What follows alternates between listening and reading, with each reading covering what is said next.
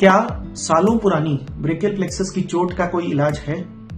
Is there any treatment for neglected brachial plexus injury? Yes, it is possible. Even जो global palsy जिसको हम बोलते हैं, जिसमें पूरा ही हाथ काम नहीं कर रहा, उसका भी इलाज संभव है।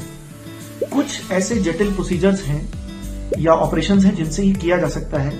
इनमें से अगर हम 3 यूनिट्स को देखें, हमारे कंधा, एल्बो और हैंड को, सबसे पहला प्रोसीजर जो हम ऑफर करते हैं वो है ट्रेपेजियस ट्रांसफर या फिर शोल्डर आर्थ्रोडेसिस, जो कि कंधे को उठाता है।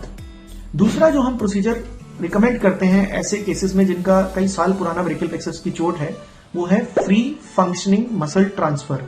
यानी हम हमारे जो पेशेंट है उसकी थाई से, एक मसल है जिसको हम ग्रेसिलिस बोलते हैं, उसकी नर्व और उसकी छोटी धमनियों के साथ, आर्टरी और वेन के साथ लाकर उसके आर्म में लगा देते हैं और वो जो मसल्स खराब हो गई हैं उनका काम ले लेती है। For example, free functioning muscle transfer of gracilis can be done to reconstruct elbow function, यानी एल्बो को मोड़ने का काम भी ये किया जा सकता है।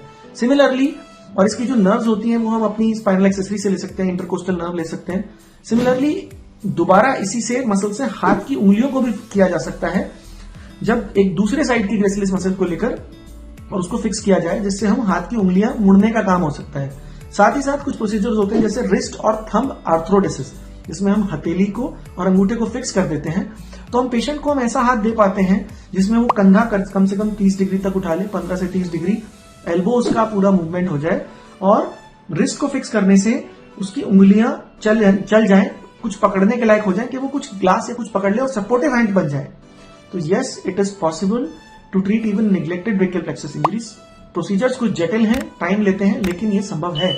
और हमने जो पेशेंट्स किए हैं उनके रिजल्ट्स आ रहे हैं और दे आर वेरी एनकरेजिंग, उनके रिजल्ट्स बहुत अच्छे हैं।